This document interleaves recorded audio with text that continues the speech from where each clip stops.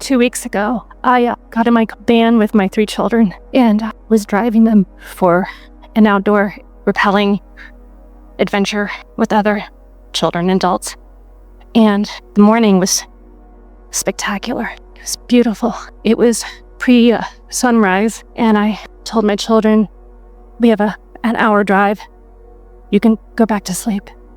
As I was driving and the sun was coming up, I was in a really yes place. And I was taking in the beautiful colors of this sunrise and the sky, and the colors were amazing. And I heard my 10-year-old daughter say, "Mommy, look at the sky. Look how beautiful it is." And I felt joy that we were sharing this together and that she came to that on her own and was present. So we joined this group of individuals and started our day of adventure. And not too far from us, very close to us, there were another group of youth and adults. And we heard loud yelling, and something had gone terribly wrong. And when we walked over, we saw that a man had fallen over an 80-foot cliff, and all of us witnessed this. So, of course, we were part of the attempted rescue, and he transitioned. I'm struggling with how to regain my yes place. I'm struggling with why I was there. What purpose was it for me and my children and other youth? Of course, or you would not have been there. Of course. Because things are always working out for you, so of course. Of course. It was so random and so sudden, and a wife is left and children are left, and I have my own fears now of that loss. That's possible to happen. Is this someone you knew? No. And to your knowledge, is this the first person who's ever made their transition? No. We are not being hard about it. We just want to bring some things into perspective. So you're saying to us that you know that you're all here on a temporary basis, and that when you make your transition, that you re-emerge into non-physical, into pure positive energy, and all resistance and that sort of thing is left behind. And yet, this is what we were talking about just before this segment, about how there are beliefs that you've picked up along your physical trail that don't serve you. To hold tension in your being about someone making their transition into non-physical is truly an illogical place to be, because it's one of those conditions that, first of all, you cannot do anything about, and next of all, is seen only as a terrible thing from a very short-sighted vantage point. Can't get there easily, but it really is. One day, we were visiting with a woman. She had been coming to Abraham gatherings for a while, and she brought her daughter, a daughter who was having a really hard time at life, having strong bouts of depression, and she was utilizing drugs, and she was suffering, and so was her mother. And so she came to 1 or 2 Abraham gatherings, and then she made her transition deliberately. And we wanted to soothe this mother by reminding her that every death is suicide, because everyone is the creator of their own experience, and nothing happens, the timing of it, nothing happens that is not a vibrational match, and that things are always working out. We weren't using those words in those days with the enunciation that we are now, but we delivered that message to her, and of course she was not receptive to it. She was in a lot of pain herself. So to further want to help her to find a vantage point that might soothe her just a little bit, we ask her, after describing where her daughter now is, she's in pure positive energy. She's aware of the conversation here and now. Her heart is singing. Her resistance is gone. The life that she lived that was so struggling in nature had put so much into her vortex that she was now experiencing. We couldn't even find descriptive words that were adequate to explain what her daughter was now feeling. Not even remorse about her mother, because non-physical doesn't go there at all, but just joy in what would come as a result of this for her mother and others that she knew. And again, this mother was not having any of it, understandably so. And then we said, would you rather have your daughter where she is now in this joyous state of being, or back in her body suffering in the way that she was? And this mother said, back in her body, suffering the way she was. Well, a lot would say the same, because this mother was feeling her loss, not her daughter's gain. And it felt to her that her pain was only about her daughter not being there, even though she was equally in pain, watching her daughter struggle in pain over that. And so this is a good conversation to have, just to point out the different perspectives that humans have as they're action-oriented and really short-sighted oriented, not big picture-oriented, who are not understanding the bigness of the picture that you all are. Because if you were, you would not be fearing death, you would not be pushing against death, you would not be tensing against death, and you would not be using your fear of death as your primary state of resistance that deprives you of the well-being that would be there otherwise. Most people are so afraid of death they are not allowing themselves to live. For no good reason. For no good reason. It took Esther a little while. Esther had heard all of this from us before. But again, it's just sort of lip service. She hears Abraham, believes what we say, finds resonance with things as they come along, has things happen in her own life that support what she's learned from us. And then Jerry made his transition, and that was hard to take because everything in her world was now different and her perspective was different. And as a result, she felt discord and discomfort unlike anything that she'd ever felt. And as it lasted, she kept finding her balance. She would sleep, she would meditate. Thankfully, she would come to the weekend gatherings where she would have the respite of that as she would allow herself to fully emerge in all of this energy. But still, it was a struggle for a while. She could not find him, and she kept saying, "Where is he? Where is he? I cannot find him." And we said to her, you have to stop looking for him where he was and look for him where he now is. And that got her attention because she knew it conceptually, but she hadn't discovered it personally. Her pain was so great that she could not allow her alignment with who he now is, with all that he is. She could not allow the love that he has for her, which is grander than anything his human body could ever portray. She couldn't let it in because she was so sad about where he wasn't.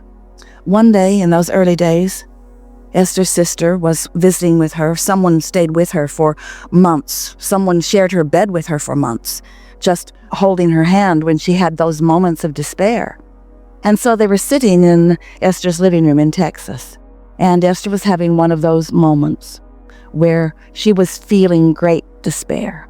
And she said to her sister, "Where is he? Where is he? He said he would stay around. He said he would haunt me. He did. He said, I will haunt you. Where is he?" And in that moment of profound asking from a place of great disconnection and pain, one of the Sarah books, the Korean version of it that has such a beautiful cover, and Jerry liked seeing it so much, he had stood it up so that the face would stand out on one of the bookshelves, and it had been standing there for many, many months. Jerry had put it there, and it had been standing right there. And in that moment of where is he, bam! The book just slammed itself down. It didn't just topple over from weariness of standing. And Esther said, "There you are. There you are."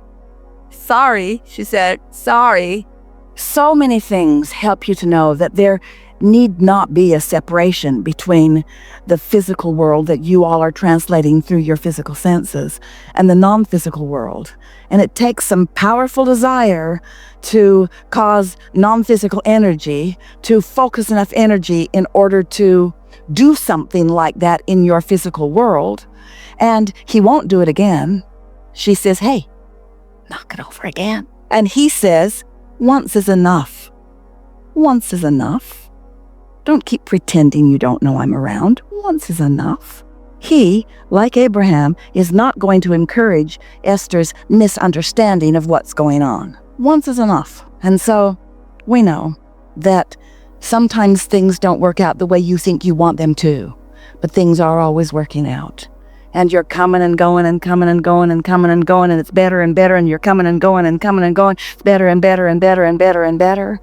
And what you're here for is for the joy that you can discover, that you can execute for yourself by aligning with all that you have become. And no one can ever know for any other why it was time for them to make their transition. Esther was so mad at Jerry. Weren't we having fun? Why would you take off like that? I was having the best time ever. And you pretended like you were too. Why would you take off like that? And now she knows, because there was more to their relationship than this physical world could allow. There was more about this conversation that Esther could receive and translate from a place of truly receiving and experiencing. You see what we're getting at? I do. I am struggling with Abraham. I don't want to learn that lesson with anybody I love. I don't want something to happen to somebody that I love so that I can have this growth experience. And we say, I don't. And I told my husband, I swear to God, if you leave me with these kids, I'll kill you. I swear to God. I'll kill you again. I'll kill you again. I cannot imagine life without him. However, but he's here. He's here and he's well, thank God, but this is the point in the movie where the ceiling falls on him. We're just kidding. We're just kidding. Well, we cannot do anything about allaying unnecessary fears. We've given you everything that we know about this. There is no death. There is no death. And we know that you like how things are, and there's no reason to expect it to not be like it is. But the thing that we want all of you to understand is that, isn't it obvious that people will make their transition and are making them all around you? Isn't that obvious? And so what you're saying is, well, that's fine. Let them do whatever they need to do. But I'm just making my proclamation about how I prefer this to be in my life experience. And we say, that's perfect and it's beautiful and you get to do that. And when you do that, you will not feel pain. But that's not what you're doing. You're telling a different story than you want, and that's why you're feeling this agony.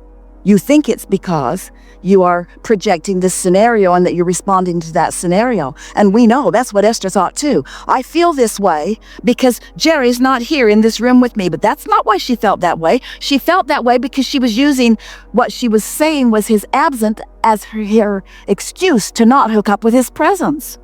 She cut herself off from us. Can you believe it? She cut herself off from us and used his death as an excuse. So when you begin or resume telling the story the way you want it to be, this pain will lift from you. If you think that what you want, this is really going to be helpful to all of you. If you think that what you want is, okay, I know what I don't want. I don't want people falling off cliffs. I know what I do want. I want people staying on cliffs. Well, that seems like what you want. But what you don't want is to feel the pain of disconnection from your source. And what you do want is to discover a way to stay in alignment with your source no matter what. That is what you want. And so most people, we know, and it's okay, are living very conditional lives. They see something they don't want, like someone falling off a cliff, and they're horrified and they're in despair. Or they see someone basking in the beauty of the sky and their heart is singing. And that's all logical. We want your heart to sing, but we don't want your happiness to be dependent upon conditions that you can't control. And when you discover that you can, no matter what, in time, Esther figured it out, it took a while, you can restore yourself to the fullness of who you are and more. And Esther would tell you that she still has those moments. Every now and again, something will trigger something, and she'll have a moment, but it doesn't last very long. And there are many, many, many, many more moments of feeling the fullness of who they now are together. There's joy that she can't describe to you because, first of all, you don't want to hear it. She wouldn't have either. I don't want that kind of joy.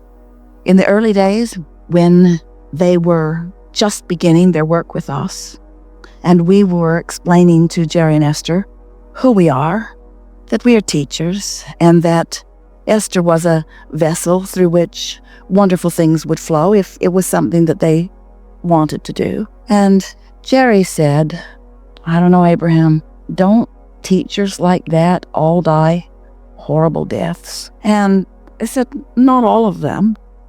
Not all of them. There are options in everything. He wasn't sure that he wanted this experience. He wasn't sure he wanted this exposure.